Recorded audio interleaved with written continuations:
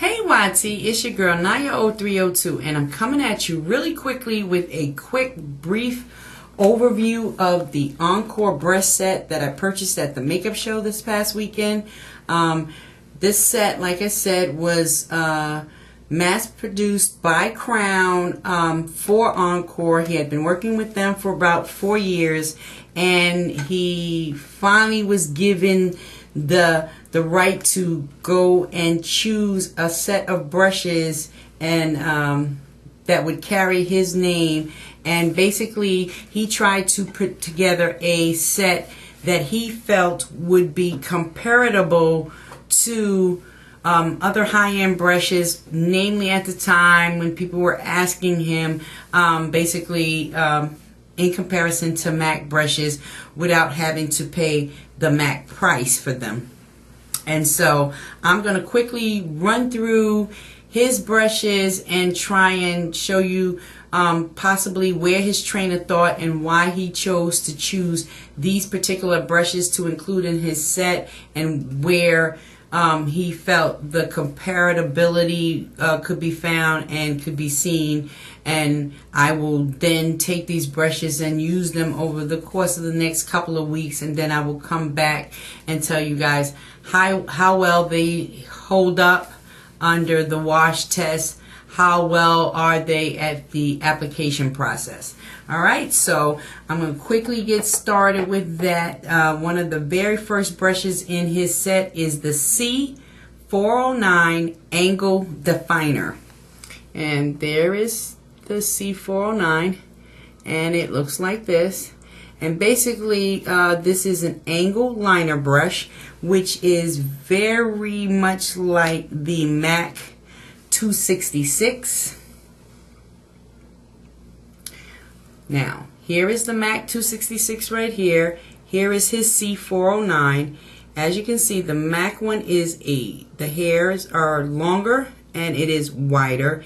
His is shorter and thinner, which is not necessarily a bad thing. I think that this will allow for an even more precise line to be drawn, and a lot thinner line. So I'm assuming he chose the C409 Angle Definer to be his dupe for the MAC 266. The next brush in his collection is the C431 Precision Detail Brush. Now, before I bought this set, or his set, I had already purchased this brush from Crown, and this brush really works well. And this is the C431 Precision Detail Brush, and it is a pencil brush. And this is his dupe for the MAC 219, which I have in here somewhere. Where did I put it now?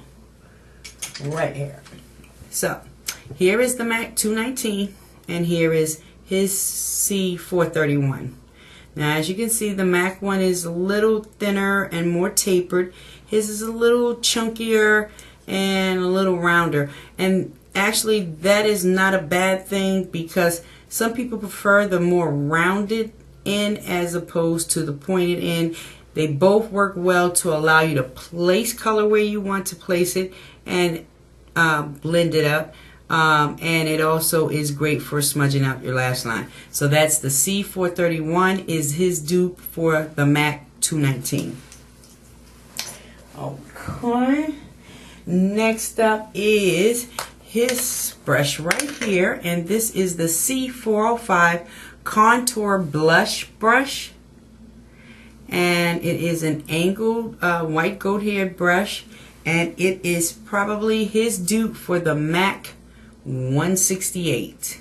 So there's the MAC 168, and there is his C405. Pretty much same type of brush, great for contouring. So the C405. The next brush in his collection is the C203 Red Sable Oval Brush, and there's that, and it looks like this. And this right off the bat is the dupe for the MAC 252 brush, So there's the MAC 252 brush. Both are synthetic hairs. Both seem very soft. Some of his brushes are a tad bit taller than MAC's brushes, and his is a little thicker right here also. So this is definitely a great dupe for the MAC 252. The next one in his collection is the C417 Chubby Shadow. Why do I want to say shader? Shadow brush. And it looks like this. Now I am assuming that this is supposed to be a dupe for the MAC 239. Now, the MAC 239 brush is flat, more curved, allows you for nice packing of color. I'm a bit lost as if this is supposed to be the dupe for the 239 or not, because it is thicker, lot fluffier. So I'm not sure how well this one will do at applying the color to your lid, but I definitely will put it through its paces and find out. So I'm assuming for now we're going to say that the C417 Chubby Shadow Brush is the dupe for the MAC 239. Next up in his arsenal is the C406 Duo Face Brush, and it looks like this. And everybody should already know that this is his dupe for the MAC 187, which, where did I place you? It's around here somewhere, guys. Right here. Ta-da! And here is the MAC 187 brush, and here is Enkore's 406 brush. And basically that is them head on. Mine has been in my suitcase, so please don't mind it. It looks kind of rough right now. It needs to be reshaped.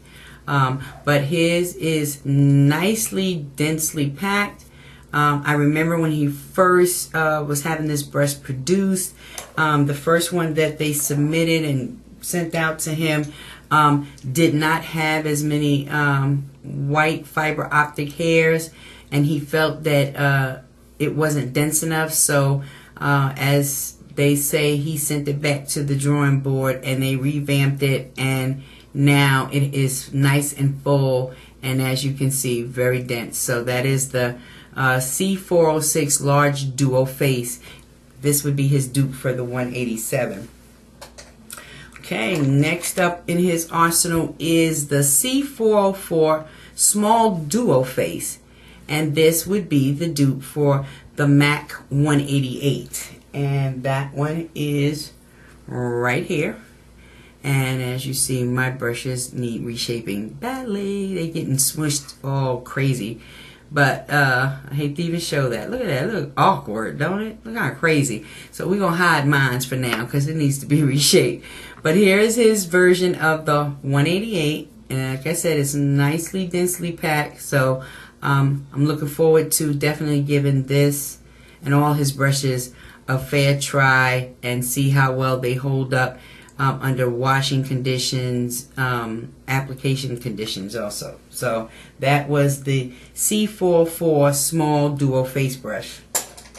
Next brush up is the C425 Tapered Concealer Brush, and it looks like this.